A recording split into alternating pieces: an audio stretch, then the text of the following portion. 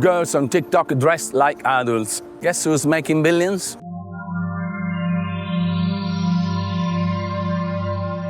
On social feeds, you see young girls dressed like adults, talking about skincare, makeup, and luxury brands. A scene that should disturb us, yet it gets normalized, scrolled past as if it were just entertainment. But it's not entertainment, it's adultization. And it's incredible how many players are making billions out of it. Follow me until the end and I'll tell you exactly who they are. And if you like my content, hit follow right now, otherwise you may never see it again, thanks to the algorithm of this platform.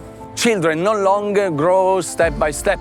They skip childhood, from cartoons to TikTok, from games to YouTube, to adult influencer reality shows. No filter, no protection. Here in the United States, numbers are already clear. Body image issues, anxiety and depressions are rising among children, even in the elementary school.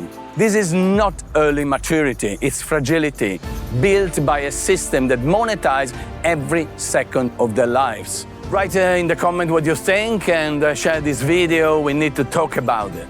And so, who's profiting the most?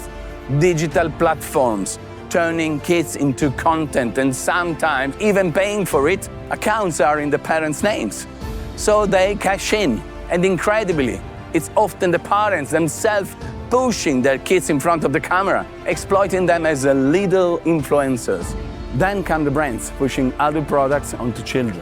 Children are losing their childhood, and while they pay for the price, platforms, companies, and even parents are making money.